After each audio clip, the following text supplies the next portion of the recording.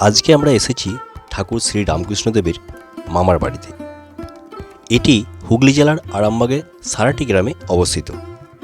কামারপুকুর থেকে কিছুটা দূরে অবস্থিত এই স্থানটি বর্তমানে রামকৃষ্ণ মিশন ও মঠের অধীনে রয়েছে। এই রামকৃষ্ণদেবের মা চন্দ্রমণি দেবী, আদি বসতবাড়ি বা পৈতৃক ভিটে ওনার।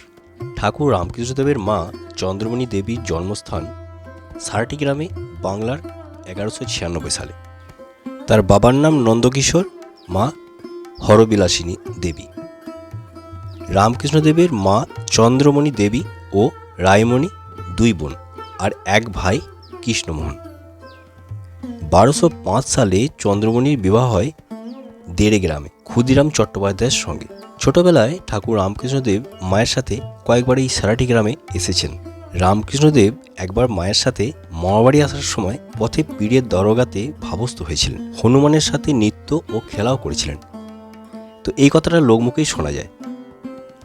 এই দেখে চন্দ্রমণি দেবী খুব ভয় পেয়ে গিয়েছিলেন। তো যাই হোক, এই সরাটি গ্রামটি একটি পুণ্যস্থান। এই পুণ্যস্থানকে নতুনভাবে সাজিয়ে তোলার কাজ চলছে। এই মামাবাড়িটি ভেঙে আবার নতুন করে আবার সেই জায়গায় সেই রকমই নতুন করে মেরামত করা হচ্ছে। আগে যেটা ছিল সেটা ভেঙে যাচ্ছিল, অনেক পুরাতন হয়ে গেছিল।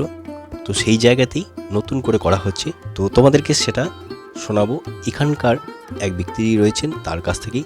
আর তোমরা যারা এখানে আসতে চাইছো তো আসতে পারো। কীভাবে আসবে? তোমরা মায়াপুর স্টেশন থেকে টোটো বা ম্যাজিক ভ্যান ধরবে, কাবলে মোড়ে আসতে হবে। তো সেখান থেকে টোটো ধরে বলতে হবে যে সরাটি রামকৃষ্ণ দেবের মামার বাড়ি যাব। তো যে কোনো টোটোওয়ালা নিয়ে চলে যাবে। তবে এই মায়াপুরটি হুগলি জেলায় অবস্থিত। তো হুগলি জেলার মায়াপুর দুটো আছে, আর একটা নবদ্বীপের আছে, তো অনেকে গুলিয়ে ফেলবে। তো এটা হচ্ছে হুগলি জেলার। তো ট্রেন পথে যদি আসতে হয় তাহলে হাওড়া থেকে আসতে হবে মোসাগ্রাম থেকে যে ট্রেন আসবে সেই ট্রেন ধরে আসতে হবে মায়াপুর। তো ওখান থেকেই তোমরা ট্রেন পাবে আশা করি, কারণ আমি তো ট্রেনে আসিনি, তাই ওই ট্রেন পথটা বলতে পারলাম না। আর এটা হচ্ছে সেই মামার বাড়িটি। তা চলো ওনার মুখ থেকে সমস্তটা জেনে নিই। আচ্ছা, এইটা কি হচ্ছে? এটা এটা ঠাকুরের মামার বাড়ি। আগে পুরনো বাড়ি ছিল, সেই পুরনো বাড়ি বহুদিনের হয়ে গেল, ভাঙা হয়ে গেছে। ভেঙে আবার নতুন করে ঠাকুরের মামার ভিটেটা রক্ষণাবেক্ষণ করা হয়।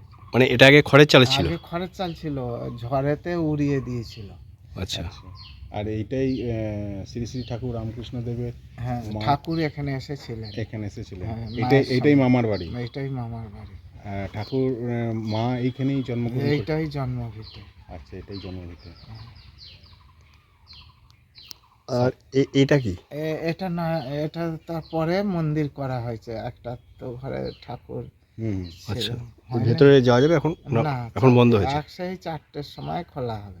যে সব বেলুড় মঠে যেমন নিয়ম সর্বমঠে, সেরকম এখানেও সেই একই নিয়ম। কটায় সকালে খোলা হয়? সকালে খোলা হয় 4টের সময়। না, সকালের দিকে মানে ভোর 4টে? ভোর 4টে খোলা হয়, আর পুজো হয় 8টায়। আচ্ছা, আচ্ছা। তারপর মন্দিরটা বন্ধ হয় কখন? 12টায়। 12টায়। মন্দির 12টায়, সব আবার পুনরায় কখন খোলা হয়? 4টে। বিকাল 4টায় আবার খোলা হয়। বিকাল 4টে। আবার সন্ধ্যে হ্যাঁ, 7টা হয়। 7টা পর্যন্ত তাই খোলা থাকে। আচ্ছা। আর এখানে মহারাজরা কেউ থাকেন? বেলুড় মঠে দুটো মহারাজ আজ দিয়েছে, প্রায় 1.5 বছরের বেশি হয়ে গেল। এখানে আচ্ছা। হ্যাঁ, বেলুড় মঠে ডাইরেক্ট দুটো মহারাজ। আচ্ছা। এই মহারাজ নাগদেব মহারাজ, এই যে গাড়ি চলে এসছে। আচ্ছা, ঠাকুরের মানে মামার যে বংশধরেরা ওনারা কেউ এখনো আর আছেন? দেওঘরে আছে একটা ফ্যামিলি, আর একটা ফ্যামিলি কলকাতায় আছে। আচ্ছা, ওনারা আছেন এখানে? হ্যাঁ, এখানে আছে। এখানে আসেন? এই তো পরশুদিন এসেছি। আচ্ছা, পরশুদিন এসেছিল। সেই। আর এখানে এমনি থাকার ব্যবস্থা এসব আছে নাকি? এখন তো ছোট, এখন ঘর ফর যাত্রী নিবাস হয়নি। আচ্ছা আচ্ছা। হলে তখন আর এখানে থাকা মানে একটা বছর অনুষ্ঠান, যে একটা বড় অনুষ্ঠান হয়, সেটা কখন হয়? মানে সেটা অঘ্রাণ মাসের 2 তারিখে, অঘ্রাণ মাসের 2 তারিখ। 19শে নভেম্বর। আচ্ছা, যাই হোক, অঘ্রাণের 2 তারিখে। অঘ্রাণের 2 তারিখ। আর এখন কি হবে? প্যান্ডেল হচ্ছে একটা? দেখো, ঠাকুরের জন্মদিন হয়ে গেল, তো ভোগ হয়ে গেল, আচ্ছা। খোলা হচ্ছে। আচ্ছা আচ্ছা, ওটা খোলা হচ্ছে। খোলা হচ্ছে। হুম। আচ্ছা।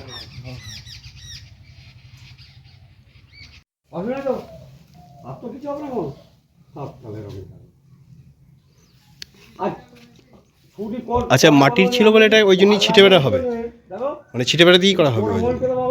আচ্ছা আচ্ছা, শুধু ওই চালটাকে টিন দেওয়া হলো, মানে এই দরজাগুলো কি এই জানলাগুলো ছিল আগে থেকেই না আগেকার এগুলা বহুত পুরনো এগুলা? হুম, মানে সেই জবে কাছে মাটির ঘর তখনকার জানলা এটা, ওটাই আবার লাগিয়ে দিয়েছেন বা স্মৃতিটা তো রয়ে গেল সেই।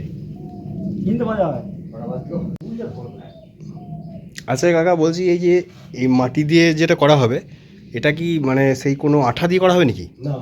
না, যেমন বিশ্বভারতী ওই মানে শান্তিনিকেতনে রবীন্দ্রনাথ ঠাকুরের যে বাড়িগুলো আছে, ওখানে আমি জিজ্ঞেস করেছিলাম, বলে বলে বাড়িটা করার পর ওই বেলের আঠা দিয়ে নাকি করে ওটা, এখানে সেরকম কিছু নেই। এটা কি মানে আচ্ছা আচ্ছা, দিয়ে মেজে দেওয়া হবে, মানে সিমেন্টের মতো হবে কাজ। ওই যেগুলো সেই ওই জয়রামবাটিতে যেরকম মাটির বাড়িগুলো রয়েছে ওই ওই ধরনের হবে। আমি হয়তো ওখানে দেখিনি। আচ্ছা আচ্ছা আচ্ছা মনে হচ্ছে তার থেকে ভালো হবে। আচ্ছা আচ্ছা।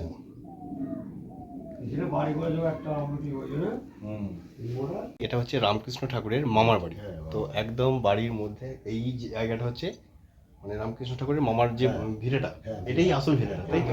তো এখানেই থাকতেন আর কি। তো আমরা আজকে এসেছি, আজকে এখন এই কাজ চলছে, মানে এই জায়গাটা আগে খড়ের চাল ছিল, খড়ের চাল উড়ে গেছে, তো ঝড়ে উড়ে গিয়েছিল বলে সেটাকে আবার রিপেয়ার করা হচ্ছে। এটা কর্গেট টিন দিয়ে করা হচ্ছে, আর যেমন মাটি ছিল বাঁশ দিয়ে মাটি দিয়ে করা হবে।